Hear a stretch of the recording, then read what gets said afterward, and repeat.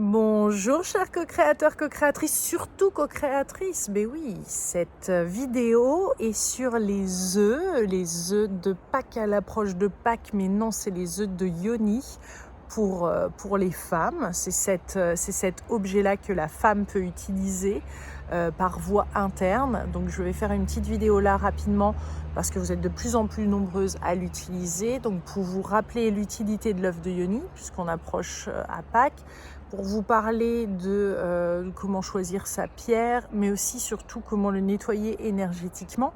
Parce que une fois qu'on en a un ou plusieurs, il est bon de le recharger, de le nettoyer, même si les pierres sont assez autonomes au final, il est bon d'avoir 2-3 techniques. Et voilà. Et donc tout d'abord, l'œuf de Yoni, c'est cette pierre. Moi je l'ai découvert, j'ai écrit un livre sur l'œuf de Yoni en 2018. Je l'ai découvert quelques années auparavant en Thaïlande, alors que je faisais des interviews là-bas de maîtres taoïstes sur le sujet de la sexualité, etc. Et je suis tombée sur José Toiran qui m'a dit mais Lilou, il faut absolument que tu découvres cet œuf, il faut que tu le testes.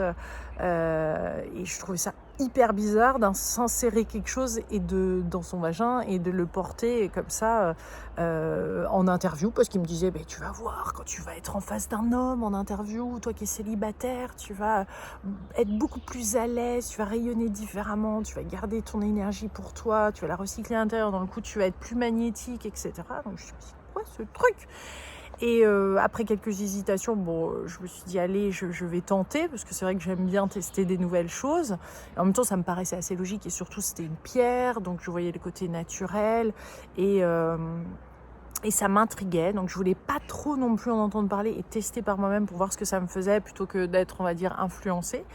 Et finalement, j'ai découvert qu'en Thaïlande, parce que c'était en Thaïlande, donc ça se passait qu'on trouvait difficilement des œufs. Moi, je pensais que toutes les Thaïlandaises pratiquaient ça. Je me suis retrouvée dans la ville de Bangkok à essayer de trouver des œufs. Personne n'en avait entendu parler. Et puis en revenant en Europe, encore moins à l'époque. Donc j'ai commencé à proposer les petits œufs du Tao Garden. Et puis après, j'ai rencontré mon chéri et on a pu créer toute une collection de plusieurs pierres qui s'appelle les œufs de Lilou. Et donc il y a des œufs en cornaline, en quartz rose, en aventurine, en obsidienne, en jade, etc.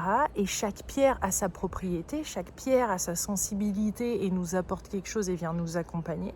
Donc beaucoup de femmes commencent par le quartz rose parce que c'est quelque chose, la pierre, le quartz rose, c'est surtout lié à l'amour de soi, à la bienveillance, à se respecter, etc. Donc ce que j'ai envie de dire avant tout, c'est que n'importe quelle pierre qu'on va utiliser, alors dans les pierres qu'on peut utiliser par voie interne, on est bien d'accord. Parmi ces pierres-là, nous on en a à peu près 7-8 je crois, dans ces pierres-là, comment dire, déjà juste le fait d'être dans cette démarche-là, de s'intéresser à cette partie-là de son corps, de se dire tiens, il peut en effet y avoir des mémoires qui sont stockées là, j'ai vécu des choses plus ou moins traumatisantes, ou je sens que je suis pas complètement libérée sexuellement, ou en effet je suis célibataire et je me sens pas toujours à mon mieux, on va dire, en face d'une personne qui m'attire, ou je vais me sentir intimidée, ou des fois j'ai un manque de confiance ou d'amour de moi. Il y a peut-être une pierre qui va la correspondre. Mais avant tout, l'œuf nous accompagne. En fait, c'est comme de découvrir, de se lancer dans un défi de 100 jours, ou de lire un livre, de décider de faire une thérapie, ou d'aller faire un stage, etc. C'est-à-dire qu'on est dans ce futur-là, on s'engage, on avance dans une direction où là, on va prendre soin de son corps de femme et on va vouloir révéler sa sensualité, sa libido, son féminin, ses énergies, etc. Libérer de son passé qui peut être pesant pour certaines femmes, et pour vraiment pleinement rayonner ce qu'il y a à l'intérieur. Donc en ça, moi c'est pour ça que quel que soit l'œuf qu'on va utiliser, parmi les pierres qu'on peut utiliser à l'interne, juste le fait d'avoir cet œuf-là, de l'avoir avec soi, de l'avoir dans son sac à main en début, d'être au contact de cette pierre, de le mettre sous son oreiller, etc. Puis un jour de se sentir prête, alors chez les femmes c'est plus ou moins rapide, de se sentir prête à l'insérer en nous, de demander à sa yoni si elle est prête, déjà de souhaiter la bienvenue à la pierre, de présenter cet œuf-là à sa yoni. Bien sûr, après l'avoir nettoyé, l'œuf, on le nettoie avec du savon et de l'eau tiède, etc. Comme on nettoierait un autre objet qu'on s'apprête à insérer, on va dire. Il n'y a pas besoin de le stériliser non plus. On va l'utiliser en percée pour pouvoir insérer un fil, ce qui est hyper pratique, surtout au début, quand on ne connaît pas très bien son corps, qu'on apprend.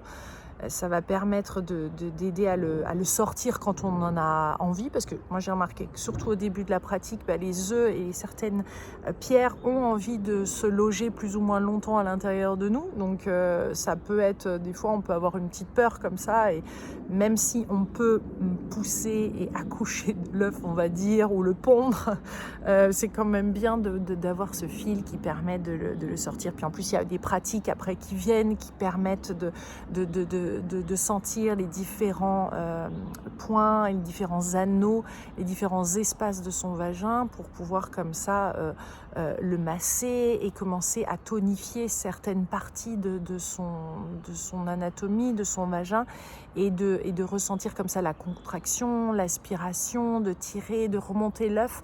Ça fait un bien fou. Rien que là, c'est une pratique de quelques minutes, mais bien sûr, on va se trouver un environnement qui est favorable, qui est intime, dans lequel on se sent bien, confortable. Et on va pouvoir comme ça faire ces exercices. On peut également porter l'œuf comme ça chez soi. Et à partir du moment qui tient, j'ai envie de dire, c'est déjà ça.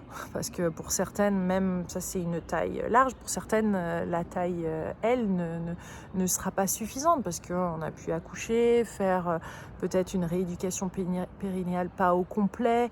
Et donc, plus l'œuf va être grand, plus... on va utiliser un œuf grand quand on débute, quand on sent qu'on a une mauvaise tonicité, qu'on sait plus ou moins quand même en tant que femme, et si on a une bonne tonicité ou pas. En gros, on va choisir un œuf moyen plutôt si on a été une femme, on n'a pas accouché, on n'a pas eu d'enfant, on est active, on est en couple, on a 20, 30, 40 ans et on se sent, on sent que c'est tonique, etc. À partir du moment où moi je vois que j'ai accouché déjà d'une petite Stella, même si ça s'est fait par césarienne, il y a le poids de l'enfant, etc. qui fait que même si c'est pas par voie basse, il y a un vagin qui est, un périnée qui est quand même moins tonique, et c'est là où c'est intéressant. Donc en fait, ça va bénéficier beaucoup à différents stades de votre vie, à différents âges. Il y a différents bénéfices, qu'on soit très jeune pour découvrir son corps, comme on veut se préparer à un accouchement, ou je dis entre guillemets, on ne le porte pas quand on est enceinte, on évite, surtout les premiers mois. Après, si on l'a utilisé depuis un moment, on peut. Voilà, on va l'utiliser aussi pour après, post-accouchement, ou plus tard ménopause, pour retarder un peu la ménopause, ou pour se sentir, avoir une meilleure lubrification, pour retrouver son corps de femme, se reconnecter, être plus dans une conscience de son corps, de libérer. Pour certaines, ça va être libérer des traumatismes ou des choses qui ont été là, parce que certaines ont un vagin très tendu, donc d'utiliser. Là, c'est bien, le tout petit œuf est vraiment plus recommandé pour des nanas qui sont ultra sportives avec un vagin hyper tight, ou sinon des femmes qui ont connu des situations douloureuses ou bloquantes au niveau de leur intimité, qui fait qu'elles ont un vagin très très très très serré, et donc et ça fait mal, et dans le coup un petit œuf va être bien en quartz rose et tout doux, va être super à ce moment-là. Mais sinon, on aura tendance à utiliser un grand œuf, ensuite un moyen, et le petit a moins d'utilité quand même, parce moi je trouve que c'est agréable de sentir quand même la présence de l'œuf, même si on le sent pas tant que ça en fait à l'intérieur, ça apaise son petit poids, mais c'est pas très... c'est pas énormément de poids. C'est pour ça que c'est intéressant d'avoir quand même le fil et de pouvoir tirer et faire ces exercices-là. Différents exercices qui sont indiqués dans mon livre, l'œuf de Yoni, qu'on retrouve sur Internet. Nous, on met un petit livret avec un fil dans l'œuf de Lilou, dans la petite boîte qui permet de commencer et d'avoir son petit kit de départ. Tout ça pour dire que n'importe quel œuf parmi les œufs, donc on peut mettre par voie interne, va déjà faire un travail où on va faire une démarche pour soi, d'être dans cette démarche, etc., jusqu'au moment où on est prête et qu'on va utiliser cet œuf. Moi, j'ai découvert cette œuvre donc avec les taoïstes, en interviewant Mantak Chia, Aisha Seabirth, José Touaran, etc., que j'ai décidé de mettre dans le livre comme expert qui explique et qui nous explique comment utiliser cette œuvre de yoni. Après, d'ailleurs, j'en ai fait un défi des 100 jours pour éveiller son féminin avec Aïcha. Donc là, c'est vraiment 100 jours. Quand vous voulez pousser, si vous avez déjà utilisé l'œuvre de yoni, si vous voulez aller encore plus loin et vraiment utiliser et comprendre l'environnement pour utiliser un tel objet, c'est-à-dire respiration, massage des seins, comprendre les énergies sexuelles, voir comment votre corps fonctionne, etc. Et il n'y a pas mieux que le défi des 100 jours pour éveiller son féminin. Là, c'est 100 jours, tous les jours, un exercice et qui va vous accompagner. D'ailleurs, l'œuvre de yoni a 3 jours, je crois, 2 ou 3 jours dans ces 100 jours. Et ça arrive à peu près à la moitié du cahier ou à partir d'un certain moment où il y a eu pas mal de ces pratiques qui ont été expliquées. Donc ça, c'est vraiment, si vous voulez le faire, on va dire, impeccablement et comprendre complètement toute la logique autour, là, le défi des 100 jours est merveilleux pour ça. Le livre aussi, qui est une introduction, le livre. Donc c'est le livre, puis le défi, puis voilà. Et je voulais faire cette vidéo avant tout, pour vous expliquer énergétiquement comment nettoyer cet œuf. Et puis à l'approche de Pâques, il y a 2-3 petits cadeaux que j'aimerais vous parler, parce que tous les ans au moment de Pâques, sur la librairie de Lilou, on a toute une collection d'œufs et donc on propose des petits trucs en plus, parce que le livre est sorti en mars 2018 et puis Pâques, avec toute cette histoire des œufs, c'est quand même assez marrant d'en reparler. D'ailleurs, on met un petit visuel sur le colis qu'on envoie avec un petit œuf de Pâques. Rien à voir, c'est très discret pour si vous le commandez, les gens, si vous avez un compagnon, vous n'avez pas envie de dire que vous recevez un œuf, ils ne peuvent pas savoir, parce que c'est juste vraiment un petit visuel avec des petits lapins et un gros œuf de Pâques, et on voit mon cartoon, etc. Et voilà, il n'y a pas de référence à l'œuf de yoni, hein, c'est super discret. Et qu'est-ce que je voulais vous dire? Et donc, comment le nettoyer énergétiquement? Et juste un petit rappel, donc il y a différentes pierres avec chacune leur vertu. Je l'ai mis sur lesoeufdelilou.com ou sur la librairie de lilou.com. Vous pouvez trouver les descriptifs vous allez voir que c'est dans une boîte qu'on l'envoie. Et vous allez avoir tous les descriptifs des pierres et ce qu'elles apportent, etc. Si on se sent hypersensible, beaucoup d'émotions, l'aventurine va être superbe, le quartz rose va être pour s'accompagner tout en douceur, mais c'est une pierre un peu plus fragile. La métisse, c'est vraiment le côté spirituel, méditation, rêve, etc. Il va y avoir l'obsidienne qui est plus pour un travail là d'ombre et de lumière, d'être confortable avec son ombre, de révéler la lumière. Bon, là, c'est pour des femmes qui ont vraiment plus fait un travail déjà assez important sur elles-mêmes. On ne démarre pas par de l'obsidienne. D'ailleurs, dans mon livre, je l'avais carrément mis de ne pas la mettre par voie interne. Je l'ai utilisée depuis par voie interne et c'est intéressant. C'est intéressant à être utilisé aussi par voie interne, et moi j'en avais peur, mais au final j'ai découvert énormément de lumière et de belles choses en l'utilisant, donc j'étais ravie. Et vous avez le jade pour harmoniser le féminin, le masculin.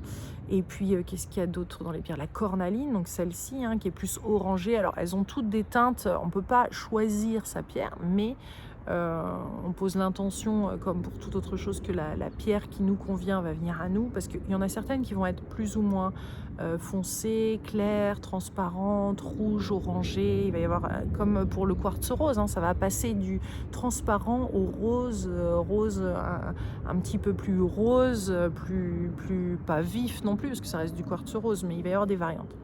Donc elles sont toutes très puissantes. Il n'y a pas une pierre, vous voyez, en fait, c'est pas une pierre qui est plus puissante que les autres, et voilà, tout est dit si on a cette pierre. Non, ça va dépendre de là où on en est, et on se sent appelé par une couleur, on se sent appelé par une pierre. On lit dessus, donc lisez sur lesoeufdelilou.com, sur la librairie de Lilou, il y a comment choisir sa pierre, vous allez voir dans le menu tout en haut, il y a comment choisir sa pierre, les collections des différents œufs, etc. Vous allez voir, donc ça permet d'aider, vous allez vous sentir intuitivement, vous allez ressentir une attirance plus vis-à-vis d'un ou un autre œuf. Et après l'avoir utilisé, ou même quand vous le recevez, vous pouvez le nettoyer énergétiquement, parce que forcément l'œuf est passé par différents endroits. Alors nous, bon, on a la chance à la librairie, c'est vrai que c'est entouré de cristal arc, les cristaux de Nassim Haramein qu'on a sur le site, et donc forcément les œufs sont un peu plugués entre eux. En tout cas, il y a des arcs qui sont dans le coin, donc c'est sûr qu'il y a une espèce d'harmonisation qui se crée forcément sur ces pierres. Mais au-delà de ça, sans parler de ça, et vous avez la possibilité de vous-même, tout comme vous nettoyez un lieu, que vous nettoyez, vous nettoyez énergétiquement, peut-être ou pas, et bien vous allez pouvoir utiliser, pour cela, qu'est-ce qu'on utilise dans un lieu comme pour soi? On peut utiliser du Palo Santo, on peut utiliser de la sauge, qu'on peut tout simplement brûler. On peut poser une intention aussi pour nettoyer, que l'œuf soit nettoyé énergétiquement. On peut le mettre sous l'eau, tout comme on prendrait une douche, et puis on se dit en se douchant, mais tiens, cette eau me nettoie, me purifie. On va poser là aussi une intention. L'œuf, c'est pareil, en le posant sous l'eau du robinet tiède, c'est pareil, on visualise, on imagine qu'il y a tout ce qui ne convient pas ou qui n'est pas dans un alignement, on va dire, de pureté ou autre, qui soit évacué de cet œuf, nettoyé, redonné à la terre. On peut aussi mettre son œuf dans la terre de son jardin ou de son balcon avec des plantes, ou dans un parc, ou quand on va à la plage, le mettre comme ça quelques instants et aussi longtemps qu'on le souhaite dans le sol. Là aussi, ça va lui faire du bien. Et après, il y a certaines pierres qui aiment être exposées au soleil et à la lune. Certaines vont utiliser leur œuf en pleine lune, vont là aussi poser des intentions, faire des rituels avec. Enfin, on peut tout imaginer. Peut-être que vous avez déjà des pierres, donc si vous avez déjà des pierres, vous savez les utiliser, les énergétiser et tout ça, faites la même chose pour votre œuf.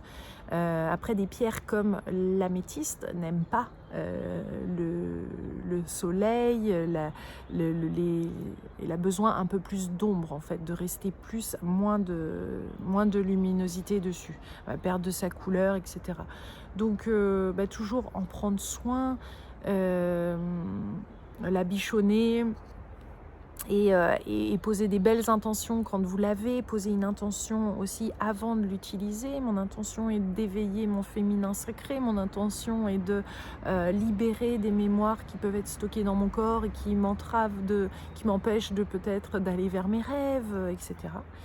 Et quoi dire d'autre? Vous pouvez aussi, avec vos mains, les frotter l'une contre l'autre et ressentir comme ça, en mettant vos mains l'une face à l'autre, l'énergie. Comme ça, on sent, quand on les a frottées l'une contre l'autre, qu'il y a comme une boule comme ça de chi qu'on va pouvoir réveiller et avoir dans ses mains. Donc là, après, on va le poser, on va mettre la pierre, ou on va passer les mains, comme un peu magnétiser, énergétiser sa pierre avec ses mains, en posant une intention, pareil, de se sentir soutenu par les énergies pour peut-être la purifier, ou poser une intention, ou l'énergétiser. Après, certains sont plus puristes, donc vont dire, mais non, chaque pierre a son truc, surtout ne faites rien à cette pierre, ne posez pas d'intention, laissez la pierre agir. Donc là, on peut aussi tout à fait être avec la pierre et lui dire d'être en communication avec cette pierre, et de lui demander d'être là pour nous, d'agir, de nous guider. Ça peut être... il y a plein de possibilités. À partir du moment qu'on se fait confiance, qu'on commence à petit pratiquer, d'autres idées vont venir à vous. Voilà. Donc avec Pâques qui arrive, et je fais cette vidéo, peut-être que vous allez voir cette vidéo cette année ou une prochaine année. Cette année, on offre, nous, pour un œuf acheté jusqu'à Pâques, là, donc jusqu'en début avril, un anneau de présentation. Donc c'est un petit anneau comme ça, pour lequel, comme ça, on peut poser ces anneaux. Alors on les vend séparément, mais vous voyez, on en offre un pour un œuf acheté comme ça. Donc ça vient déjà. Les œufs, nous, ils sont dans un beau petit carton avec une pochette qui est là, et puis le fil aussi, un fil à utiliser. Donc on va le remplacer après, mais on pourra s'en trouver d'autres. Le petit livret, et puis là en plus on va ajouter donc cet anneau de présentation. Et quand on en prend deux pierres, donc dans les prochaines semaines, là, jusqu'à Pâques, je crois que c'est le 4 avril Pâques cette année, en 2021, on va offrir une pochette en coton bio, toute belle qu'on peut utiliser pour mettre ces cartes d'oracle, si vous avez des cartes de féminin sacré ou les cartes du défi des 100 jours ou peut-être l'oracle du peuple animal ou d'autres choses, ou sur les